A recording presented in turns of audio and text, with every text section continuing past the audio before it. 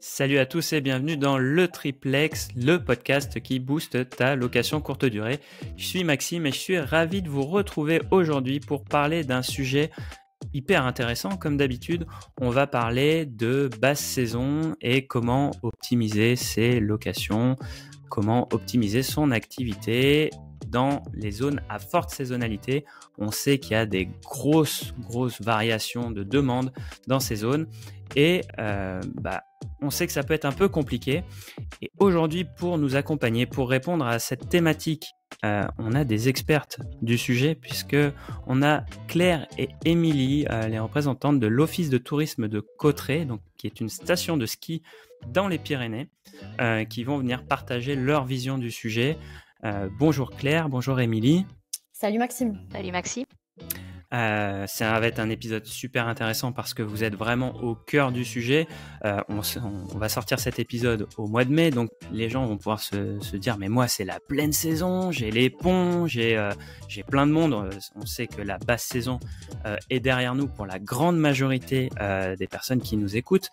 Simplement, on va anticiper la prochaine basse saison qui va arriver. Tant qu'on est chaud, autant traiter des sujets. Et puis ceux qui sont dans les zones comme Cauterets qui vont arriver avant l'été, peut-être là où c'est peut-être un peu plus vide une fois qu'il n'y a plus de neige sur les pistes.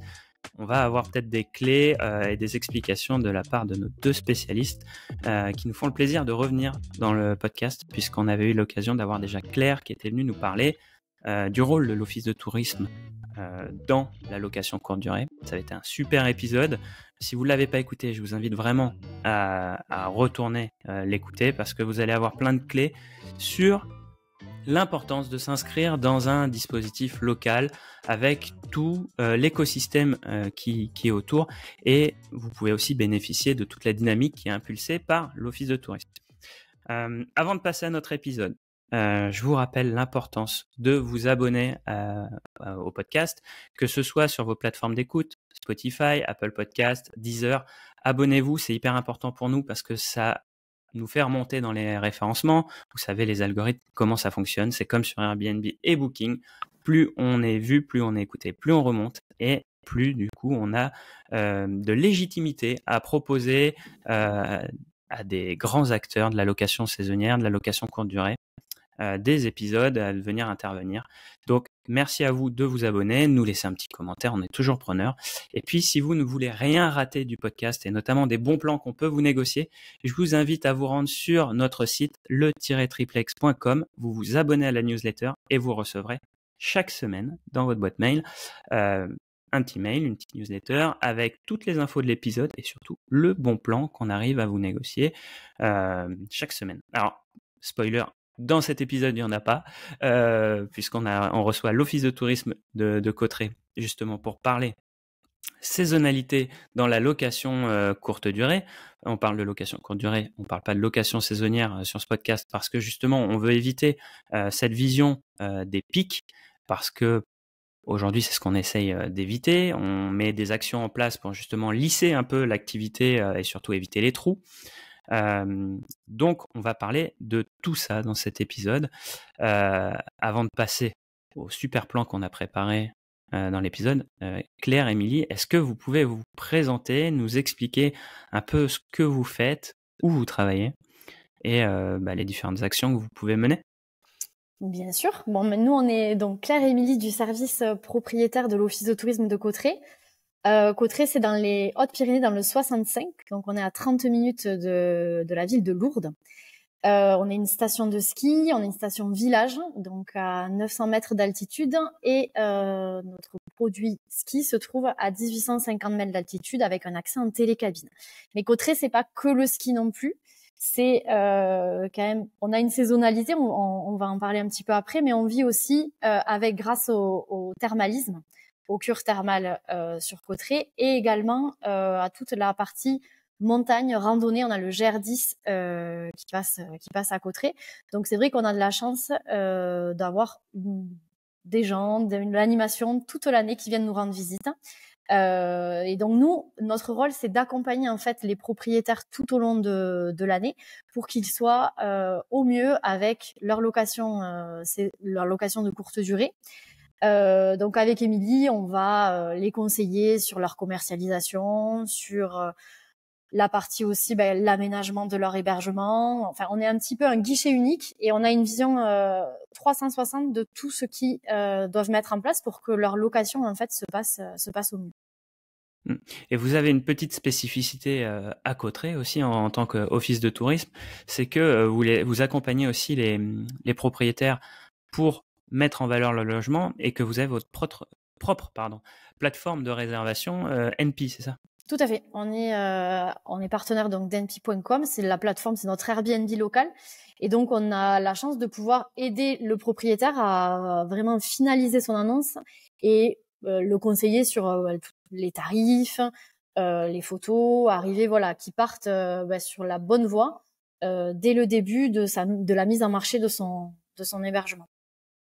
Donc vraiment une vision assez quand même globale de l'activité d'hébergement, on va dire, sur votre zone, et donc une connaissance quand même fine du territoire qui vous permet aussi d'avoir des conseils sur l'optimisation et pas uniquement une vision d'hébergeur, quoi.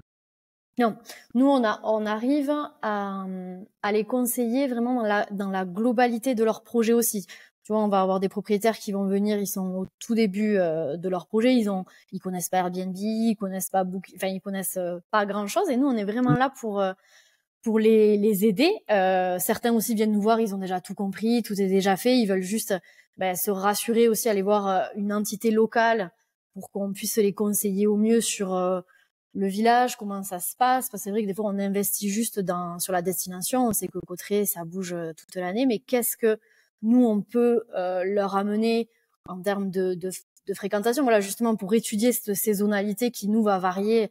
Est-ce qu'il y a des vacances scolaires? Comment ça se passe pour les vacances scolaires? Quelles sont les typologies de séjour? Comment on accueille les gens sur le mois de mai, sur le mois de juin? Il y a pas mal, c'est vrai, de spécificités aussi propres à la destination et comme dans chaque destination touristique. Et c'est vrai que nous, notre rôle, c'est de les aider à se projeter au mieux sur Cauterets avec leur location touristique. Ok. Merci pour cette présentation. Je vous propose de rentrer directement dans le vif du sujet avec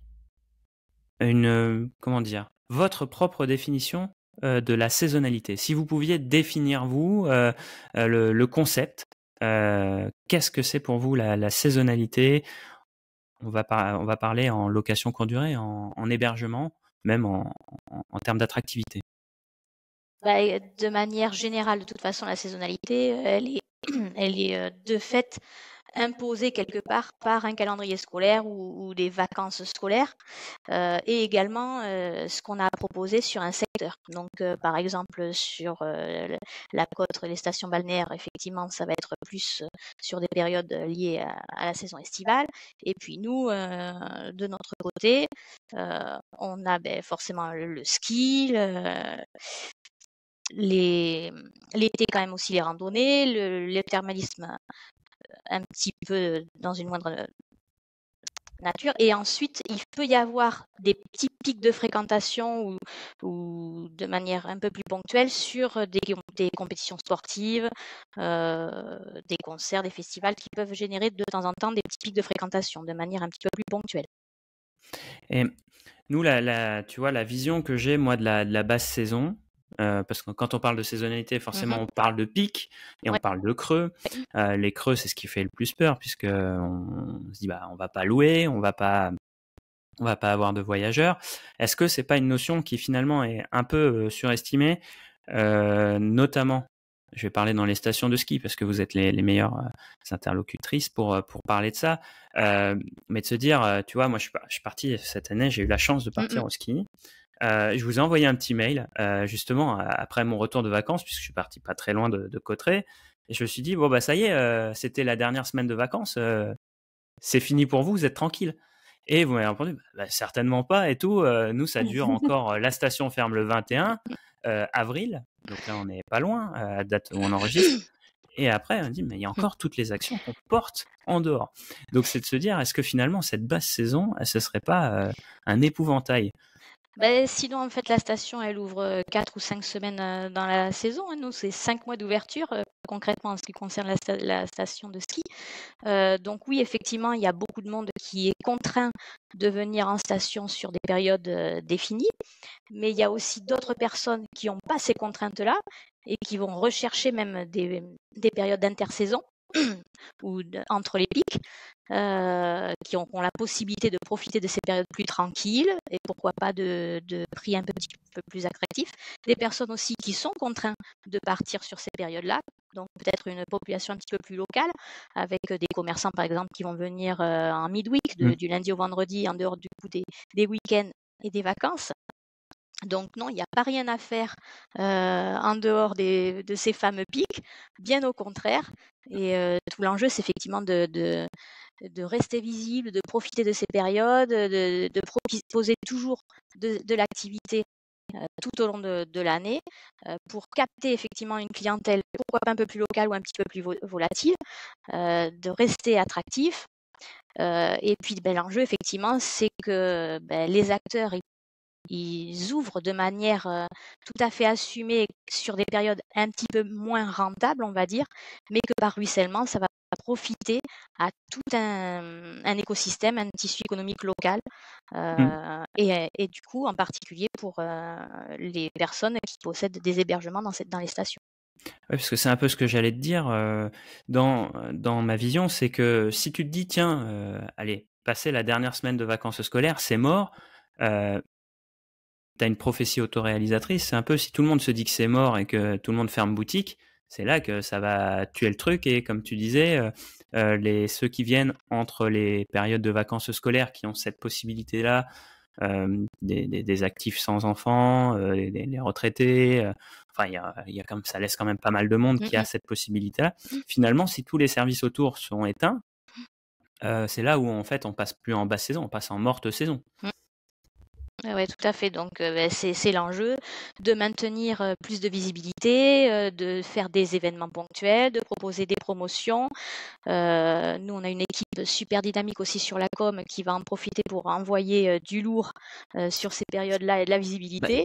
J'ai vu, c'est pas du tout frustrant de recevoir, tu vois, t'as repris le boulot depuis une semaine, venez, on fait une promo sur les pistes. C'est pas fini. Exactement, le ski de printemps, il fait beau, c'est super. L'après-midi, on peut faire d'autres activités. Et en plus, ça a des tarifs peut-être un peu plus attractifs. Votre zone de chalandise, vous, est-ce que vous avez pu la définir, se dire, tiens, jusqu'à où, en fait, on va pouvoir toucher une population qui viendrait sur un coup de tête, enfin qui viendrait pour un très court séjour ou se dire tiens il fait beau, je vais skier aujourd'hui. Est-ce que vous avez pu définir cette zone? Ouais, nous je pense que pour du très très court, on va jusqu'à Bordeaux, le Grand Ouest, on va dire à peu près, et puis de l'autre côté, un petit peu jusqu'à Toulouse, bien que côté toulousain, ils ont quand même des stations un petit peu plus proches, mais on commence à les capter un peu plus en mettant en place des opérations type ski rail ou ski bus. Avec en plus on en profite pour avoir des beaux bus bien floqués sur la station et qui traversent tout le bassin ouest là depuis Bordeaux et côté espagnol Saint-Sébastien. Donc c'est à peu près cette zone là, ouais. On va dire l'Aquitaine, voilà le sud-ouest Donc dans ce sens-là. toi ce que tu es en train de me dire, c'est que vous avez quand même un gros pic pendant les vacances scolaires, j'imagine à la fois Noël et le printemps. Forcément, et qu'en fait votre objectif, c'est qu'entre ces deux pics, tu fasses un pont finalement pour maintenir un niveau d'activité plutôt intéressant et faire en sorte que ça ne retombe pas pour remonter après, parce que de toute façon, sinon les services derrière, en fait, c'est viable pour personne. La question que j'ai maintenant, qui viendra en complément par rapport à cette saisonnalité, c'est de te dire, ok, tu as une période, bon, sur l'hiver, on imagine bien, la montagne, c'est comment tu fais derrière. Est-ce que une fois qu'il n'y a plus de neige, il n'y a plus rien, donc vous avez la spécificité des termes, pour faire en sorte de maintenir quand même un niveau de tourisme suffisant. Tu vois, qu'on passe pas. Je vais te prendre un exemple à l'opposé. Je vais te prendre de la ville de Lacanau, tu vois, qui est pas très loin de là où je suis. Si tu vas en hiver, c'est compliqué, quoi. Hein, c'est vraiment la zone balnéaire, tu vois. Et puis t'en as plein des villes comme ça sur la côte atlantique. Dès que t'as les bains derrière, tu sais que si tu vas au mois de décembre, c'est un peu compliqué, quoi. Hein. Trouver même où boire un café, t'as l'impression d'aller, tu sais, un peu comme dans les films de cow-boy, tu vas avoir une botte de foin qui traverse la seule rue qu'il y a dans le truc.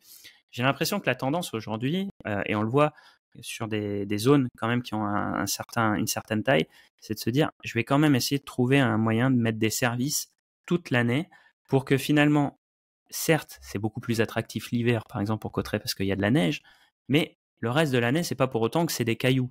Donc, comment je fais pour optimiser les services que j'ai, enfin, les infrastructures que j'ai déjà en place pour après faire venir des gens et qui profitent de cette zone qui a quand même un intérêt, même si c'est pas aussi fort que le ski. J'imagine quand même que vous n'arrivez pas à avoir les mêmes pics l'été que ce que vous avez l'hiver. Non, on n'a peut-être pas les mêmes pics, mais par contre, tu vois, on a par exemple, on commercialise plus de nuitées tout au long de l'été. Donc, donc ça, c'était aussi nous des chiffres ça, c'est un vrai, c'est une vraie idée reçue cassée oui, tu totalement. vois. Ouais, c'est clair, je crois, 2 tiers, 1 tiers à peu près, hein, si je ne Ouais. me trompe pas, en termes Parce de volume qu'en de nuitées. fait, comme tu disais, tout est concentré quand même sur les vacances du Nouvel An et de février. Après, on arrive à dynamiser certaines périodes, les week-ends de janvier. Tu vois, si on découpe un petit peu le calendrier dans l'idée, on va commencer l'hiver comme ça. On va arriver jusqu'au début mars où on aura eu du monde. Là, il faut pas que le soufflet, on va dire, il retombe. Il va retomber un petit peu. Ça, c'est indéniable. Il y a plus quand même les vacances scolaires, mais nous déjà en tant que station de ski, office de tourisme, on se doit de maintenir le produit ski, les animations. Tu vois, il y a là tous les week-ends, on essaye jusqu'à la fermeture d'avoir une animation à la station, au village. Là, par exemple, tu vois, ce week-end, ça va être les snow casetas, ça va être le village qui monte à la station, qui va mettre plein de petites maisons, de petites casetas où il va proposer une planche de charcuterie, enfin il va délocaliser tout le village là-haut pour mettre une animation, on va pouvoir boire un petit verre de vin blanc, des huîtres, ça va être une animation sympa, et tous les week-ends comme ça jusqu'à la fermeture déjà, ça c'est maintenu, et nous on est là pour soutenir toutes les périodes de l'année. Là après on va arriver fin avril, on va avoir oui le mois de mai, et comme le mois de novembre à Cauterets, ça reste assez calme. Par contre on a le thermalisme, là on commence déjà à voir les petits curistes, ça fourmille un petit peu et ça va continuer un petit peu crescendo jusqu'au mois de juillet, au début de la saison. Juillet-août, bon, on sait que même si c'est un peu plus concentré maintenant sur mi-juillet, mi-août, bon là il y a les animations, il y a les commerçants aussi, sont de concert. C'est un travail aussi main dans la main de toute la destination pour que derrière il y ait un restaurant ouvert, une boulangerie, pour que ça continue de vivre. Nous on a la chance d'être une station village. Donc c'est vrai que ça permet aussi de maintenir la vie. On n'est pas au Far West, tu vois, sur certaines périodes. Et même si effectivement il y a une baisse de commerçants ouverts, mais tout le monde joue le jeu pour proposer un produit adapté. Et nous derrière, c'est pareil. Le rôle, ça va être, tu vois, tout ce que disait Émile, le service communication. Va pas mettre tout son budget sur les vacances scolaires. On sait que c'est quand même un public qui est déjà acquis. Justement, nous, c'est d'arriver à aller chercher des clients, de la nouveauté pour ces périodes-là qui sont un petit peu plus compliquées pour les hébergeurs aussi. Mais là, pareil, ça va être les hébergeurs, on va leur demander, et nous, on va essayer de les inciter, les éduquer, entre guillemets, à leur dire, là, il va falloir que vous jouez le jeu aussi de votre côté. Pour qu'on propose de l'hébergement, des produits touristiques derrière, qui est un petit nous, tu vois, par exemple, ce sont des opérations commerciales qu'on met en place avec donc np.com, où on arrive à faire des petits packaging, où on va mettre, là ça va être du produit ski, mais ça va être de l'hébergement et un produit ski pour tant d'euros. C'est partez un petit peu au ski pour moins cher en fait, parce que on est sur ces périodes qui sont un petit peu creuses, et derrière ça va être tout un plan média aussi qui va booster toute cette pratique-là. Mais si nous, tout seuls, on pourrait pas avancer, si les hébergeurs jouaient pas le jeu sur il faut ouvrir au court séjour, il va falloir être un petit peu plus flexible aussi sur des conditions d'annulation. C'est une transition impeccable vers la question que j'avais préparée pour après. C'était de se dire...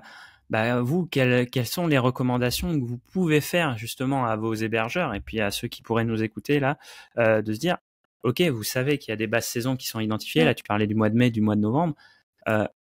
comment on fait pour peut-être atténuer cette baisse d'activité, qu'est-ce que vous pouvez proposer, et puis comment on va pouvoir jouer le jeu tous ensemble. C'est exactement ça. Après, nous, on a la chance, c'est vrai qu'il y a le thermalisme. Donc là, on va leur dire, les hébergements qui peuvent accueillir des curistes, il va falloir obligatoirement se diriger vers ce profil client et adapter donc son offre. Tu vois, le thermalisme, c'est 21 nuits, donc ça peut déjà couvrir presque un mois, 3 semaines. Donc c'est vrai que pour les propriétaires, s'assurer 4-5 cures dans l'année, c'est un petit peu un soulagement pour ils ouvrent nous on va les aider à ouvrir bien leur calendrier sur ces périodes-là. Et là, nous, notre rôle, il est hyper important parce qu'on reste la porte d'entrée pour un curiste, tu vois, d'aller chercher son hébergement. Les plateformes internationales, Airbnb, Booking ou autres, ils n'ont pas encore cette spécificité, tu vois, cette finesse de mettre des séjours de 21 nuits. Et donc là, nous, notre rôle aussi, c'est d'aller chercher peut-être d'autres plateformes, de leur dire, regardez, sur cette plateforme-là aussi, en plus de la nôtre, c'est adapté. Qu'est-ce qu'on met en place pour vous aider à faire rayonner votre offre en dehors parce qu'on sait, en dehors de ces périodes d'affluence, leur dire il faut que vos tarifs soient à jour, il faut être à l'affût un petit peu des données, nous aussi touristiques qu'on a. C'est l'idée d'aller leur dire venez nous voir parce qu'on va vous dire comment ça se passe une saison. On est un petit peu le bison futé, si tu veux, de comment ça va se passer en termes d'années, de périodes. Est-ce que là, il va falloir être bon sur du court séjour? Est-ce que on a une clientèle espagnole aussi qui vient? Il va falloir répondre présent, avoir de l'hébergement. Donc nous, on est là pour les informer aussi, tu vois, avec quels sont les comportements de réservation. Ça, c'est important, je pense, pour un loueur en meublé, de connaître en fait comment ça se passe sur sa destination. Tu vois, est-ce que là, sur cette période-là, on va peut-être avoir des réservations de dernière minute, donc il va falloir être visible. Est-ce qu'il va falloir ajuster ses tarifs derrière? Enfin, il faut se poser pas mal de questions et nous, on est là pour, tu vois, pour y répondre.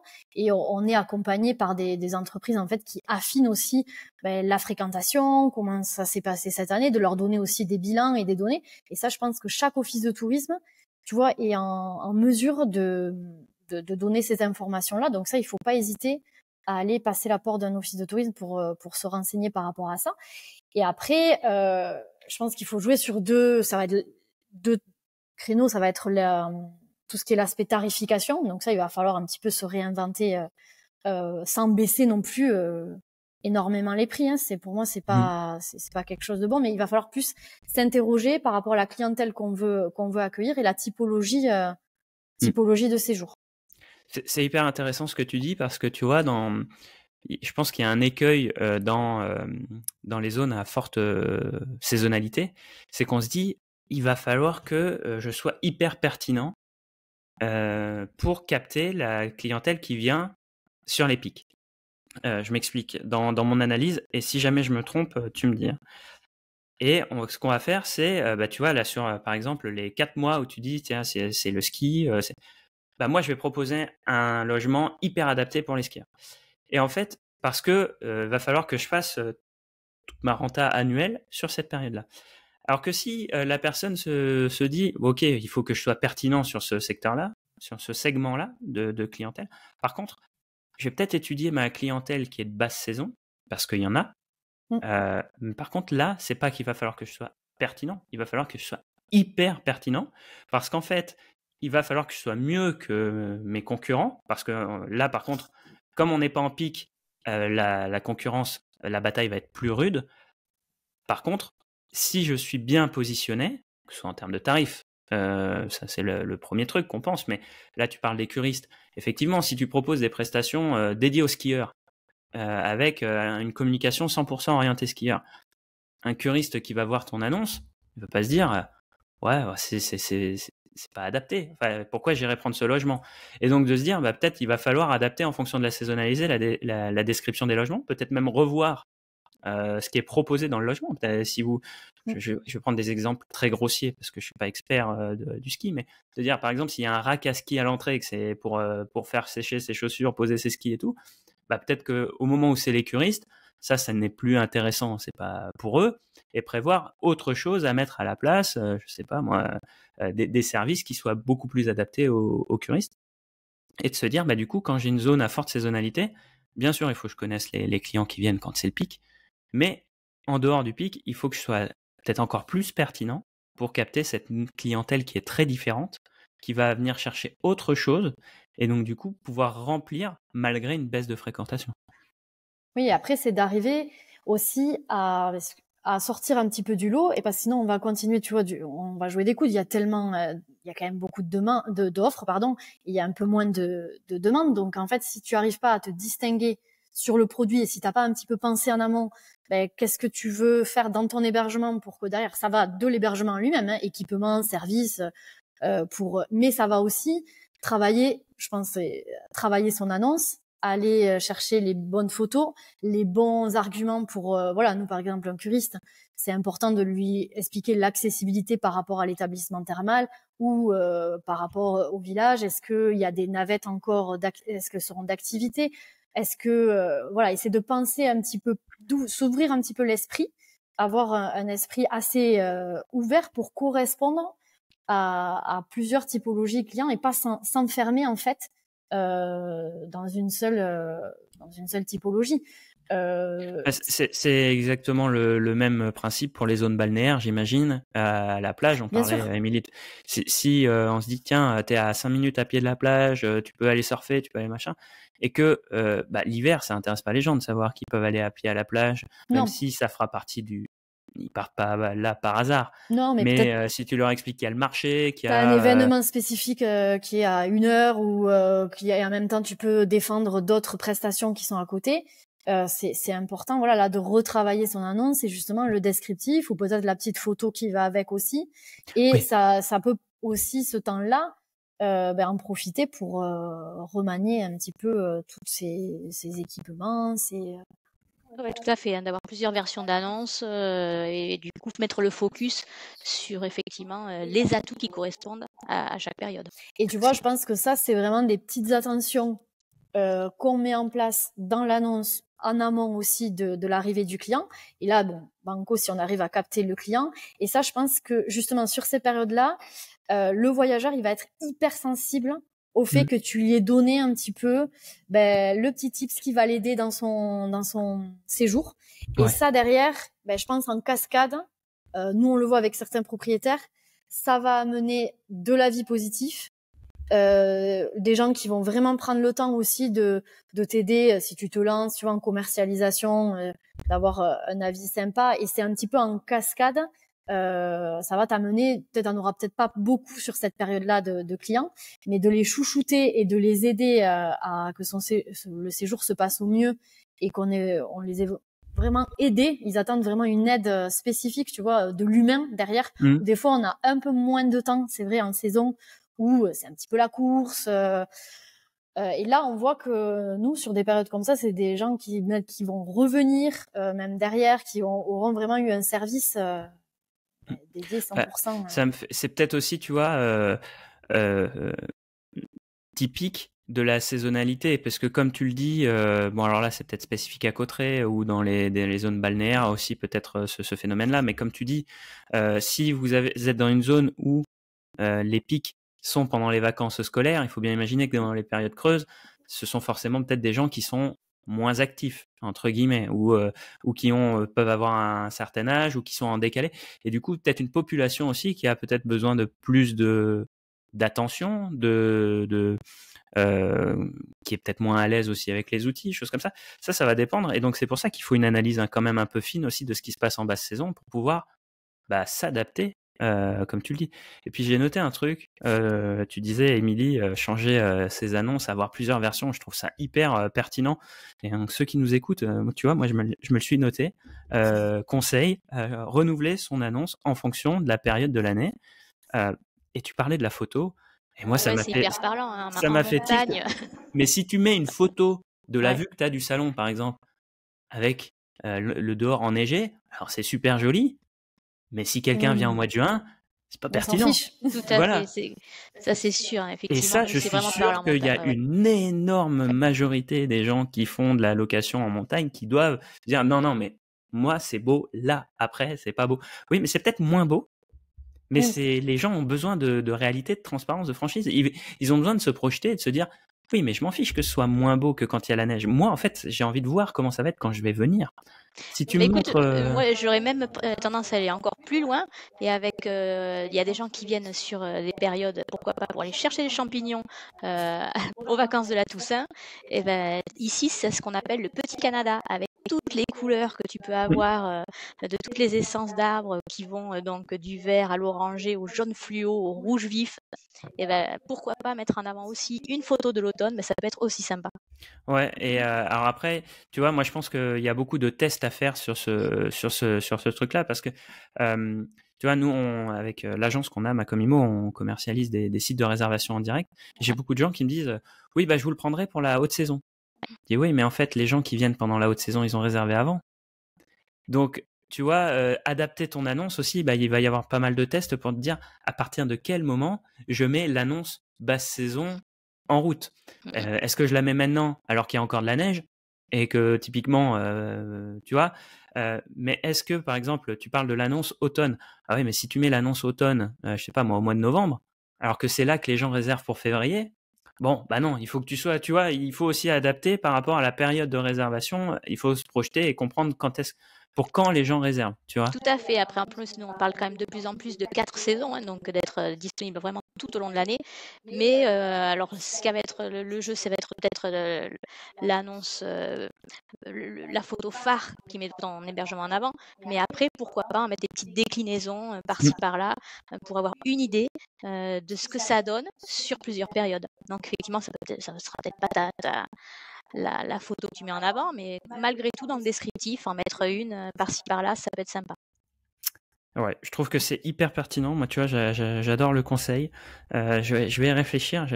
J'essaye de faire en ce moment des petites fiches récap des conseils que j'apprends dans les épisodes. Ça, je pense que je vais faire quelque chose avec. Je voulais aussi aborder un point. C'est que bah, la basse saison, même si on met plein d'actions en place, alors certains arriveront peut-être à avoir des taux de réservation formidables, supérieurs à la moyenne. Il y a toujours des exceptions. Mais en basse saison, bon, bah, même si on met des actions, on a quand même peut-être moins de monde. Est-ce que ce serait pas aussi une opportunité pour agir, pour travailler dans ces logements, pour justement, et bah, commencer qu'il y a un gros pic et que du coup, si tu veux, il n'y a pas de rattrapage finalement. Il Oui, faut être c'est présent sur la forte saison, même si on va après travailler aussi sur la basse. Mais les enjeux de rentabilité, les enjeux financiers sont quand même très concentrés dans le temps. Et donc du coup, est-ce que la basse saison, c'est pas aussi le moment pour en profiter pour justement préparer la saison d'après? bah, déjà préparer la saison pour son hébergement. Nous, c'est là beaucoup, on voit des propriétaires qui viennent nous demander des conseils aussi sur comment améliorer l'hébergement. Ils ont identifié une problématique pendant la saison et ils vont quand même profiter, tu vois, de ce temps un petit peu calme pour justement fermer le calendrier aussi de réservation et se mettre à bosser sur la décoration, une modernisation d'une pièce, ou tu vois, en profiter aussi de se dire bon, la rentabilité elle est peut-être atteinte sur ces périodes-là, et c'est là vraiment où j'ai besoin de mettre à jour mon produit, aller chercher peut-être un service supplémentaire, s'interroger avec sa conciergerie sur peut-être des meilleures ventes additionnelles, tu vois, sur nous on voyait beaucoup qui veulent amener du service supplémentaire avec des entités du village, tu vois. Donc c'est vrai que là il y a beaucoup aussi de remise en question et un petit bilan. Et nous, on aime bien le faire avec les propriétaires, se dire, avoir un petit retour, savoir comment ça s'est passé, qu'est-ce qu'il faudrait améliorer. Là, ils ont rencontré un souci. À chaque fois, ça a été redit dans les avis. Enfin, il faut aussi prendre le temps de se poser un peu pour voir où c'est qu'on peut être encore meilleur. Ouais. Vous, en plus, ça tombe au meilleur moment parce que la haute saison se termine au moment où on va avoir les bilans comptables. On va avoir toutes les actions un peu chiantes, Oui. excusez-moi du terme, en termes administratifs. Est-ce que ce serait pas l'idée de faire une pierre deux coups, de se dire tant qu'on est à faire un bilan de l'année écoulée, est-ce qu'on n'anticiperait pas et on ferait, comme tu le dis, une revue des avis? Ça Ouais, peut ça être, c'est hyper important. c'est hyper intéressant. Puis j'ai envie de vous dire aujourd'hui, alors ça c'est toute proportion gardée, mais aujourd'hui on a des outils d'IA qui sont très intéressants. dans leur facilité à compiler de l'info. C'est-à-dire, moi j'ai fait des études quantitatives et qualitatives durant mes études notamment. L'analyse qualitative, c'est extrêmement chronophage, c'est complexe. Aujourd'hui, avec l'IA, je pense que vous prenez 200 avis, vous les copiez, vous les collez dans une IA et vous lui demandez d'identifier les termes qui reviennent le plus. Elle va faire une analyse. C'est beaucoup plus simple, une analyse sémantique. Elle va pouvoir vous faire même une analyse croisée. Aujourd'hui, l'IA va vous faire gagner énormément de temps dans la compréhension des avis, de se dire, tiens, il y a une thématique quand même qui revient souvent. Alors, souvent, on essaye de compenser les faiblesses, mais on peut aussi capitaliser sur les forces. C'est-à-dire que quand on a fait cette analyse-là, de se dire, tiens, par exemple, le confort, on nous a vanté le confort du truc, tiens, peut-être le mettre plus en avant dans les annonces, et puis peut-être aussi renforcer ça en ajoutant d'autres éléments de confort. Bref, ne pas se focaliser que sur les défauts. Émilie, tu voulais dire quelque chose? Ouais, effectivement, parce que là, du coup, donc, moi, c'est la casquette un petit peu relation client et satisfaction clientèle, donc, que j'ai sur la partie à la station de ski. Donc, se focaliser sur les avis et donc le retour critique, moi, j'irais même plus loin, parce qu'effectivement, il y a beaucoup de gens qui nous disent, par exemple, quand on leur dit, vous n'avez pas le Wi-Fi dans votre hébergement. Ouais, mais on n'a jamais fait la réflexion, en fait. Mais c'est parce qu'en fait, les gens ne sont même pas venus chez vous parce que ils ont zappé, ils ont vu dans le descriptif que vous n'aviez pas la Wi-Fi. Donc, ce qui est important aussi, c'est de peut-être être un peu curieux et de voir ce qui se fait chez les autres, de faire un peu les comparaisons, comparer un petit peu les offres concurrentes, parce que effectivement, c'est pas parce qu'on n'a pas un avis négatif sur un point que c'est pas ce qui manque dans l'hébergement, parce que tout simplement, ces gens-là, dans le descriptif, ils ont zappé en fait, ils sont allés directement aller voir ailleurs parce que cet élément n'était pas disponible dans l'hébergement. Il n'y avait pas d'avis négatif puisqu'il n'y avait pas de promesses non tenues. Exactement. Mais du coup, c'est peut-être aussi se fermer à des opportunités. Et ça, il y a une grande partie des personnes qu'on rencontre, des loueurs qui ça, par ont exemple, du mal à... Ouais, vas-y Claire. Non, pour le télétravail. Nous, on essaye de leur dire, ça serait bien, là, il y a un espace qui permet peut-être de faire un petit bureau modulable ou tu vois quelque chose. Non, mais ça m'est jamais demandé. Oui, mais en fait, c'est aussi de s'interroger, de faire un petit bilan, de se dire, ça n'est jamais demandé, mais là, on en avait parlé déjà de cet espace-là. Peut-être que si je le mets en place, justement, en basse saison, ça me permettra d'attirer une clientèle qui va pas aller chez le voisin parce qu'il a pas cet espace-là. Et là, il viendra plus chez moi. Donc, c'est d'arriver à se trouver des points de différenciation qui peuvent paraître un petit peu, non, ça c'est pas d'actualité. Je me sens pas concernée. Mais en fait, c'est des fois d'aller s'interroger sur ces nouveautés-là ou ces tendances de réservation pour derrière capitaliser sur ces clients qui vont venir chez moi et pas chez le voisin. C'était surtout l'idée d'aller trouver une nouvelle clientèle pour cette basse saison. Et ça, c'est important d'être un petit peu proactif et d'aller chercher la nouveauté. C'est extrêmement intéressant ce que tu dis. Alors effectivement, l'analyse des avis, là c'est quand c'est exprimé. Donc en général, les avis négatifs, c'est sur une promesse qu'on a mal tenue. Par contre, ce qui est hyper intéressant, c'est de se dire, mais comment on identifie les axes de développement? Et c'est là où je trouve que vous, c'est hyper intéressant, votre action. C'est parce que vous êtes en capacité de répondre, d'identifier ces axes de développement et de les mettre à disposition des loueurs, de se dire, en fait, nous, on a une vision. Vous avez 1, 2, 3 biens.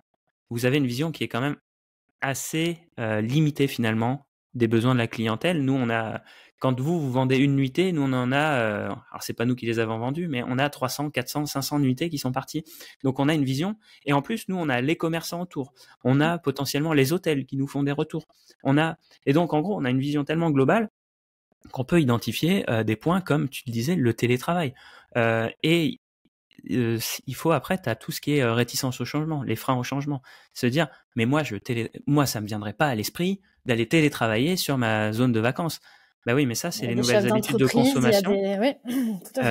Où il y a les parents, par exemple, on va prendre un exemple tout bête, peuvent pas prendre tous les deux des vacances, mais en gros, il peut avoir 2 jours de télétravail. Il y en a un qui va rester dans le logement pendant que le deuxième parent va aller faire les loisirs avec les enfants. Et le soir, ils se retrouvent. Et ils ont profité d'un moment à la montagne, mais ils ne l'auraient pas fait s'il n'avait pas eu un endroit pour travailler. Donc, est-ce que c'est dans le logement? Est-ce qu'après, pourquoi pas un espace de coworking qui se met à disposition? C'est, tu vois, C'est allé dessus, ouais. comment Dans dire, le village. voilà. Mais on sait très bien, pour ceux qui ont l'occasion de faire du télétravail comme ça, d'aller travailler en extérieur, bah, tu sais que si tu as un espace de travail dans le logement, tu payes 2 en 1. Parce qu'un espace de coworking, tu pars 4 jours, ça va vite te coûter quasiment le prix d'une nuitée. Suivant les endroits où tu vas avoir des espaces, c'est 30, 40 euros la journée. Donc du coup, c'est pas forcément pertinent. Et donc du coup, tu as un vrai avantage concurrentiel à proposer ça dans ton logement s'il y a un endroit qui s'y prête. Il ne s'agit pas de mettre un standard téléphonique. Mais c'est hyper intéressant ce que tu dis, dans le sens où il y a des axes de développement qu'on ne peut pas identifier au travers des avis, puisque par essence même, on ne les a pas proposés, donc on va pas avoir d'avis. J'irais même jusqu'à me méfier des avis où il y aurait dans un avis, ah, ce serait bien si par exemple vous aviez mis ça dans le logement. Alors si c'est dit qu'une fois, tu peux pas non plus te dire, ah ouais, mais Non. est-ce que c'est vraiment pertinent ou pas?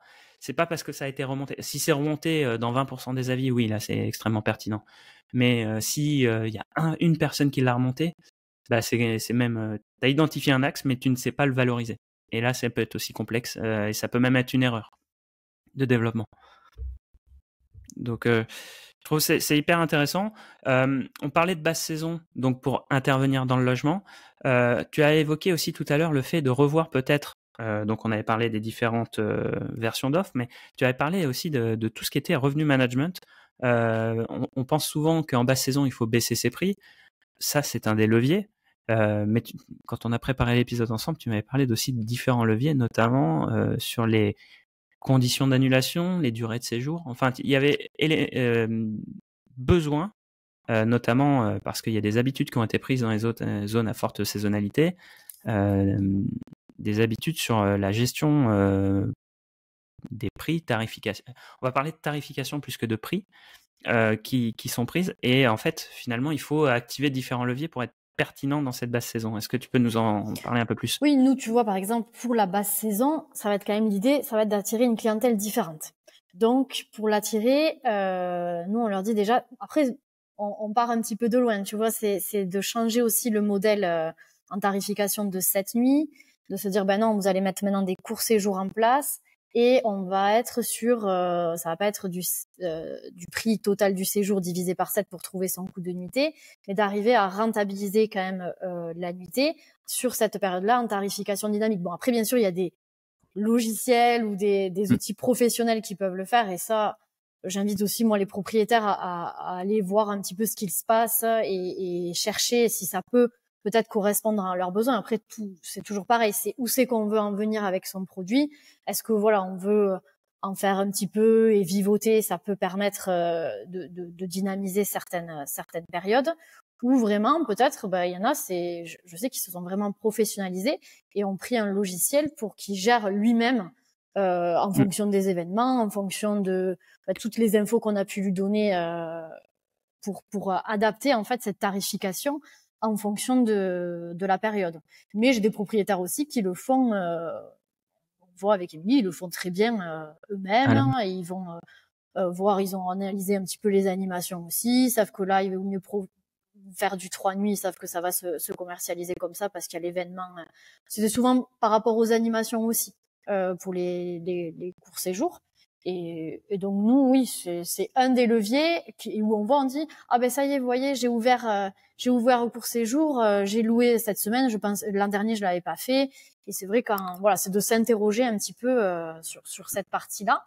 Et nous, ce qu'on a vu aussi cette année, c'était quand même les politiques d'annulation, parce qu'on a un contact aussi avec nos conseillères en séjour à l'accueil de l'office de tourisme, et elles peuvent nous faire des retours aussi sur ce que viennent chercher le client qui est un petit peu hésitant et qui sait pas trop s'il va réserver son séjour, est-ce que la météo va être bonne, est-ce que et donc est-ce que vous pensez que le propriétaire, et ça des fois si c'est pas bien mis en avant, que ce soit sur n'importe quelle plateforme, ces conditions d'annulation là, on a intérêt d'être quand même assez transparent et arrangeant quand même pour le voyageur, parce que c'est vrai que peut-être ça sera son seul sa seule période de congé ou de vacances en entre ces grandes saisons de vacances hiver-été.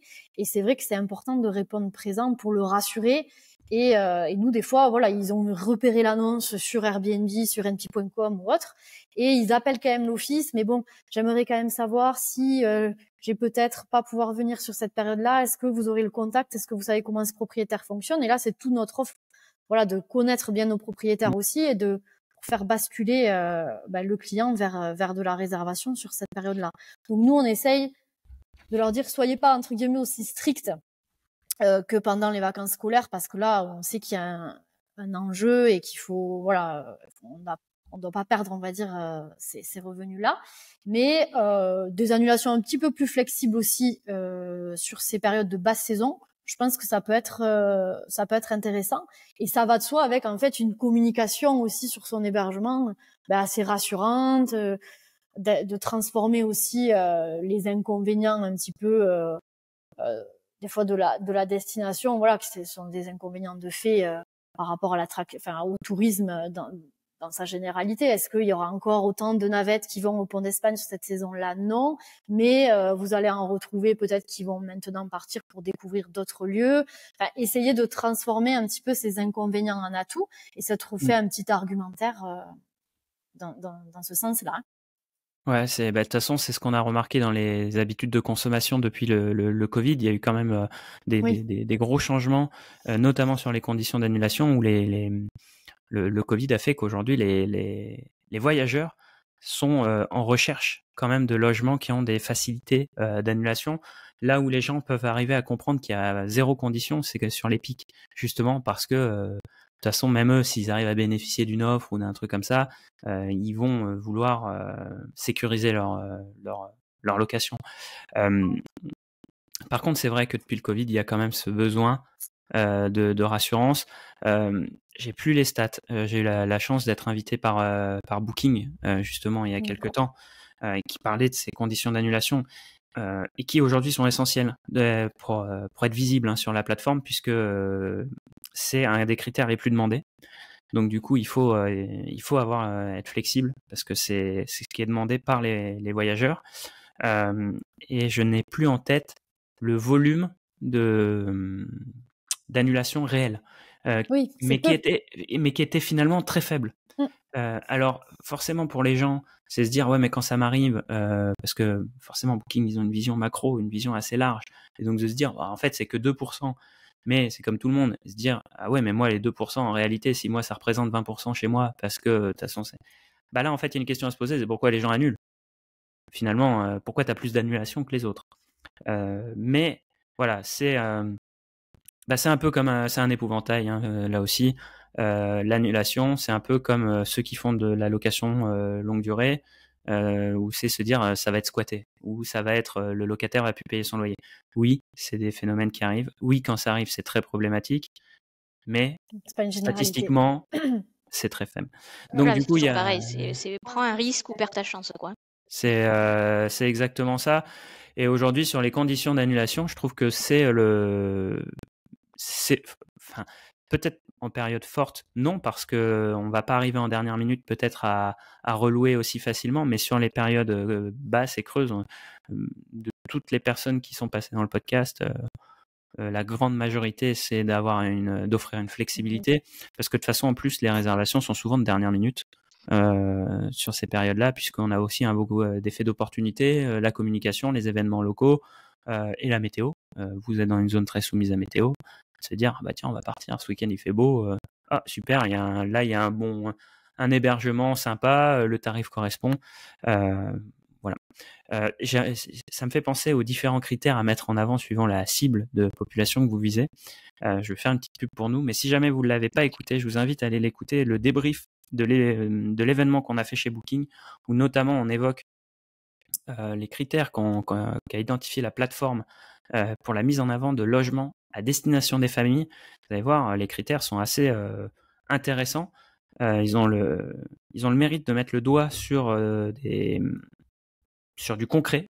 Et puis, si jamais vous l'avez pas écouté, par exemple, si vous êtes au ski et que vous voulez attirer des familles, que vous avez un escalier, montrez que vous sécurisez l'escalier sur les photos. C'est un truc bête, mais il faut montrer que c'est adapté aux familles. En fait, si vous avez un logement qui est destiné aux familles, il faut montrer qu'il est destiné aux familles. Et donc, allez écouter l'épisode parce que déjà, j'ai plus tout en tête sur les différents éléments, mais voilà, il faut toujours adapter à sa cible. Et comme on l'a dit, on va adapter en fonction aussi de la saison. Je vous propose très très rapidement de faire un petit focus parce qu'aujourd'hui on est très soumis à ces changements législatifs. Alors, c'est vraiment un rapide focus sur ça. Est-ce que vous, dans votre vision, alors nous qu'on donne un peu de contexte aussi à nos auditeurs, on est début avril, donc comme il y a des dingueries qui se passent en ce moment, toutes les semaines, si ça se trouve, quand l'épisode va sortir, ce sera peut-être même plus d'actualité. C'est pour ça qu'on va pas rentrer dans le détail de l'analyse des changements législatifs, mais de se dire, est-ce que vous, dans votre zone à forte saisonnalité, est-ce que vous avez vu un impact? Est-ce que vous sentez une frilosité? Et puis, deuxièmement, vous qui avez une vision très locale, quand je parle de vision locale, c'est vous avez une expertise par rapport à l'intégration de la location courte durée dans l'écosystème local. Quelle est votre vision sur ces changements, cette loi qui est dite anti-Airbnb? Est-ce que pour vous, ça peut avoir un impact? Voilà. Alors, Sans forcément rentrer dans le détail, hein, mais vraiment, c'est l'idée d'avoir une vision, de se dire, est-ce que vous sentez de la morosité, voilà. non, on peut pas dire du tout de morosité. Après, si on reprend un petit peu le contexte, c'est que nous, Cauterets, la municipalité avait déjà un petit peu pris les devants par rapport notamment à ce fameux numéro d'enregistrement et ce permis de louer. Donc tu vois, c'est en place déjà depuis presque 3 ans. Donc c'est vrai que les propriétaires, on les avait déjà un petit peu sensibilisés sur cette question-là. Et déjà nous, lors de la mise en place de ce numéro d'enregistrement, qui est une des mesures de cette loi, les propriétaires, au contraire, il y en avait certains même qui sont sortis du bois, qui sont venus à notre rencontre. On n'a jamais autant vu de propriétaires même passer la porte de l'office, de la mairie, et ça n'a pas été vu comme une sanction ou quelque chose, tu vois, qui va te dire non, je ne vais pas louer. Au contraire, après, nous, on a essayé aussi d'accompagner au maximum les propriétaires. Tu vois, on s'est mis à créer un guide propriétaire. Qu'est-ce qu'il fallait faire dès que vous voulez vous lancer dans la location de courte durée, un petit peu les bonnes pratiques, tu vois, comme un guide pratique de la destination. Ben là, c'est un guide pratique de la location courte durée, mais propre à Cauterets. Donc ça, nous, après, concernant le classement, de réduire l'abattement fiscal par rapport si tu es classé, non classé. Nous, tu vois, on a fait autant de classements. Il n'y a pas eu d'interrogation ou de gens qui se sont dit est-ce qu'on continue à classer notre hébergement? Est-ce que on va quand même aller chercher un abattement fiscal qui sera moindre? Mais on va aller le chercher. Donc ça, nous, on n'a pas vu, tu vois, de changement. Après, l'écosystème en général, on est sensible, oui, il faut loger nos saisonniers sur la destination. Il faut loger aussi de l'habitant à l'année qui travaille ici, qui travaille pour Cauterets. Il y a des actions qui sont mises en place là, c'est plus la municipalité qui gère quand même ce dossier. Nous, on est là pour faire la promotion des projets, d'accompagner les gens aussi qui travaillent avec nous. Tu vois, notamment, nous, ça va être la création d'un bâtiment spécifique qui a été rénové pour accueillir des saisonniers. C'est 26 saisonniers qui vont pouvoir être accueillis, donc qui vont être logés sur Cauterets. Il y a aussi des politiques avec des logements sociaux. Je veux dire, toute la partie logement à l'année n'est pas mis de côté, et on n'a pas attendu aussi que la loi nous rappelle à l'ordre pour mettre en place certaines actions. Moi, après, voilà, c'est une obligation aussi d'adaptation. Moi, je le verrais presque comme quelque chose de positif, parce que tu vois, on a certains propriétaires aussi qui se sont mis à repenser leur modèle économique par rapport à est-ce que je vais continuer à faire de la location de courte durée, parce qu'il y en a certains, mais ils se sont dit moi je serais peut-être plus à l'aise, mon hébergement je prends un petit peu d'âge aussi, est-ce que je vais être toujours prêt à faire les allers-retours que je faisais pour avant qui était sur du 7 nuits, donc je pouvais venir tous les samedis. Maintenant, je sais que ça marche plus tout le temps, donc il faut que je mette en place une conciergerie. Est-ce que bon, voilà, il y a aussi pas mal de propriétaires qui sont venus faire le point, qui se sont interrogés sur qu'est-ce qu'ils vont faire à l'avenir, puisque quand même, tu vois, nous on n'a jamais eu autant de nouveaux propriétaires qui sont venus nous voir pour voir si est-ce qu'ils sont bien en accord avec la loi locale.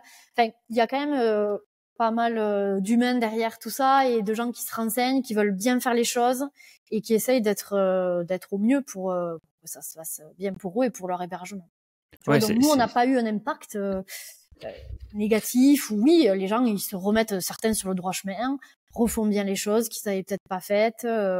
Voilà, ou derrière, ils vont chercher aussi un accompagnement professionnel. Nous, c'est ce qu'on leur dit aussi, hein, chacun son métier. S'il faut aller chercher un comptable pour être bien mieux accompagné, pas...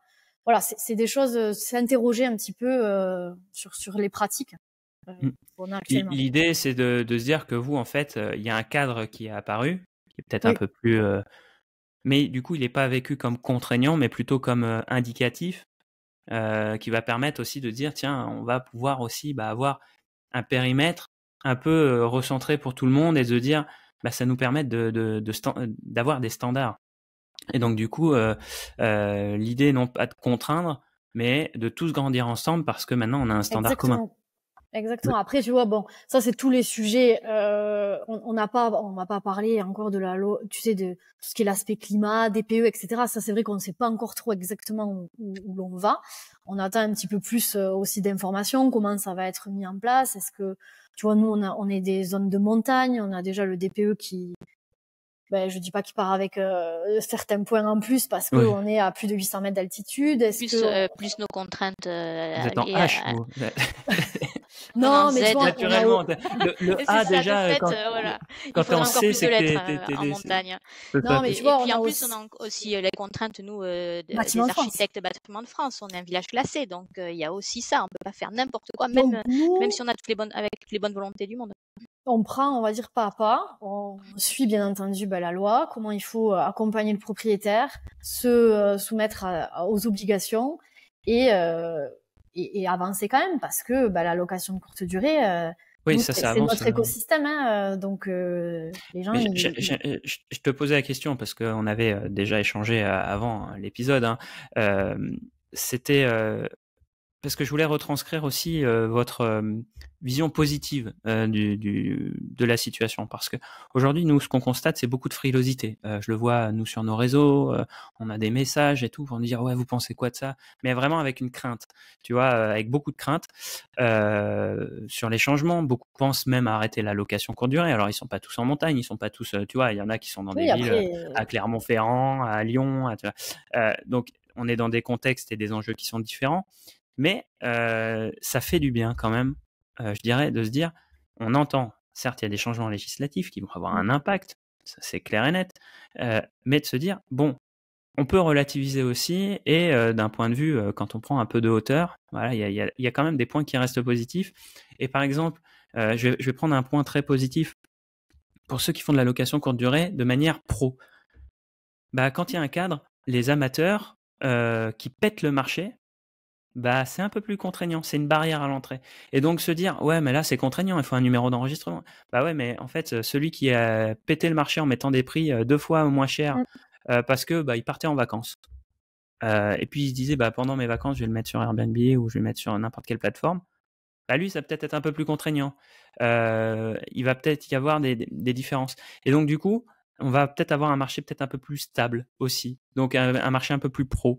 Donc ça, c'est assez intéressant sur ce côté cadre. Après, c'est vrai que on le verra à l'avenir, c'est quelles contraintes sont mises.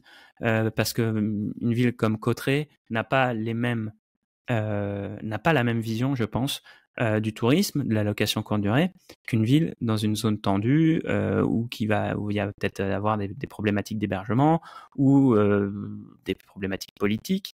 Et donc du coup, chaque localité va avoir ses problématiques et donc du coup, mais c'est pour ça que je te posais la question, c'est parce que je savais que vous aviez une vision Oui, après, on a quand même des problématiques de logement.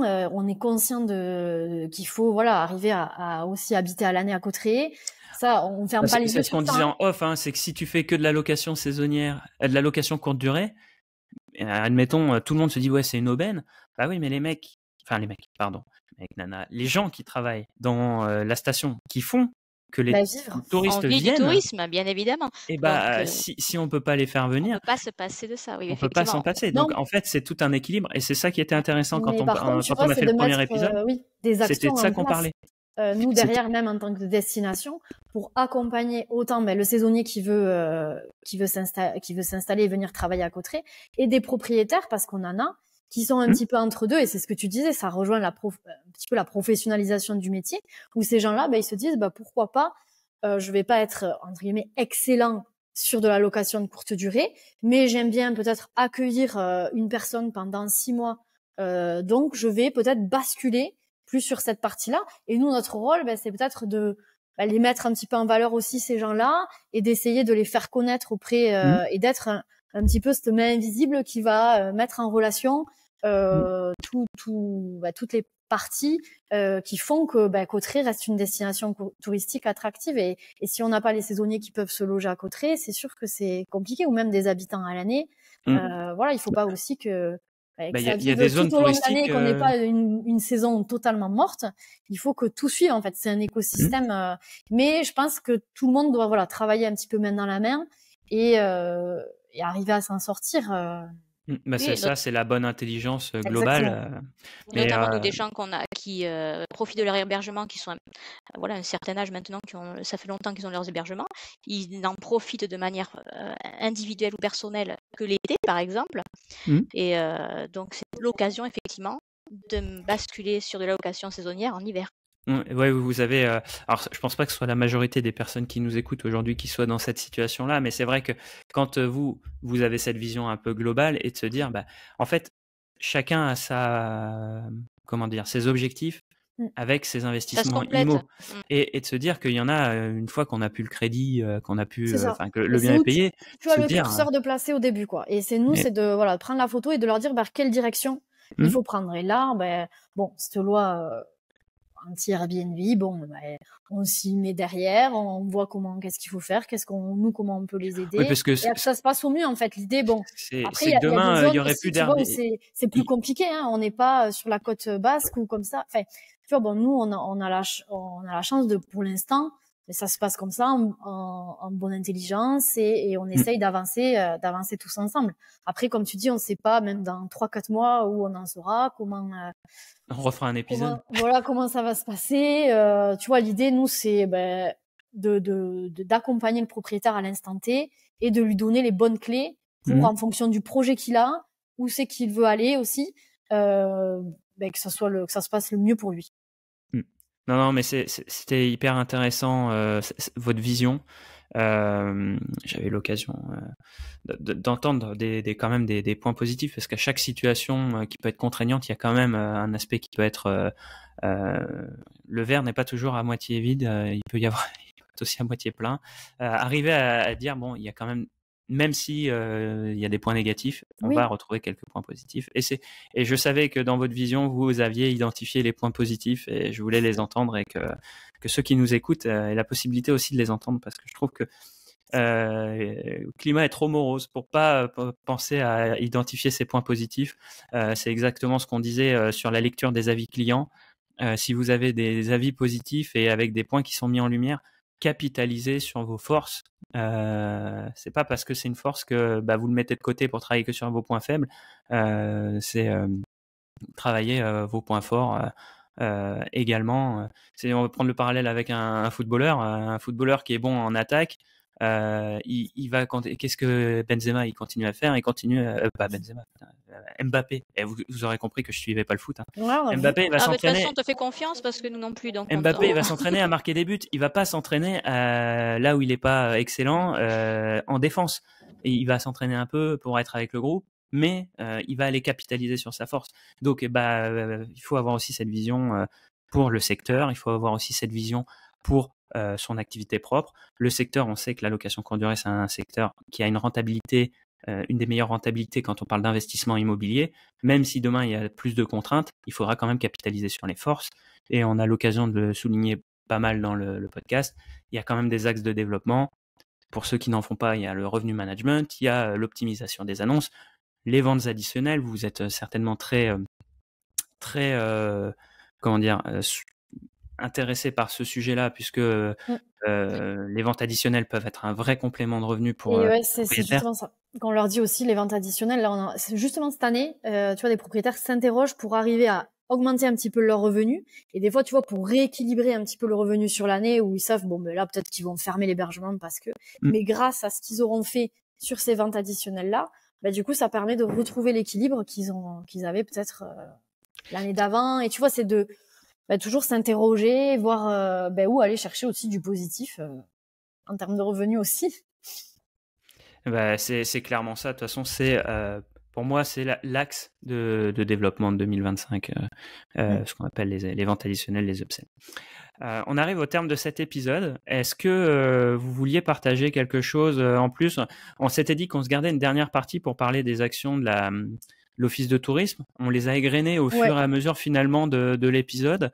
J'ai trouvé que c'était hyper intéressant justement ces cas concrets où vous pouviez mettre en avant. Je trouve que j'avais adoré faire le premier épisode avec vous. Le deuxième est pareil. C'est vraiment très enrichissant. Vous avez une vision qui est très différente de nos interlocuteurs habituels qui sont vraiment 100% location courte durée. Vous avez une vision qui est beaucoup plus large. Vraiment, merci d'être venu la partager avec nous. Est-ce que vous pouvez nous parler peut-être du club des propriétaires que vous avez mis en place sur Cauterets, si jamais il y a des gens qui ont des locations dans les Pyrénées qui voudraient soit peut-être pas rejoindre le club des propriétaires s'ils sont pas sur Cauterets, ça va être compliqué, mais de se dire voilà, il y a d'autres initiatives qui sont portées dans les zones, notamment NP. Si vous voulez en parler 2 minutes pour justement ceux qui nous écouteraient. C'était déjà s'intéresser. Je pense que intéressez-vous aux actions qui se font localement. Je pense que c'est hyper important de connaître là déjà où on va investir. Déjà, on va mettre de l'argent, donc c'est essentiel quand même de savoir, de connaître ce qui se passe dans son village, dans sa ville.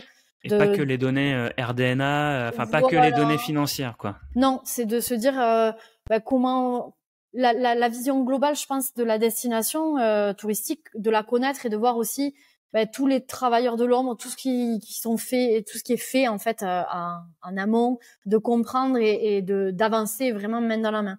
Et nous, c'est vrai qu'on a la chance d'avoir pu créer un petit peu ce collectif de clubs propriétaires où on a un petit groupe WhatsApp, on essaye vraiment de les aider et de distribuer de l'information pour qu'ils soient à l'aise et les meilleurs communicants pour la destination. Donc nous, on demande aux propriétaires d'être curieux aussi, d'aller s'interroger sur les pratiques. On essaye nous de les former. Maintenant, il y a quand même les podcasts. Il y a des choses qui peuvent gratuitement arriver à chercher de l'information, à s'interroger et c'est d'être curieux. Il faut leur dire de venir s'inscrire, de s'abonner au podcast. Ouais, voilà, exactement. Non, mais tu vois, on a eu une journée propriétaire là le week-end dernier et c'est quelque chose qu'on a évoqué et la plupart, tu vois, étaient hyper contents de se dire aussi qu'il y avait un podcast de dédié. C'est pas encore quelque chose de courant, même si voilà, on est quand même nombreux à défendre et à apprendre aussi de la location de courte durée. Mais je pense, voilà, soyez curieux. Et écoute, ce sera un super mot de la fin. Merci vraiment pour votre participation, pour les apports que vous avez pu nous donner. Une vraie valeur ajoutée, je trouve.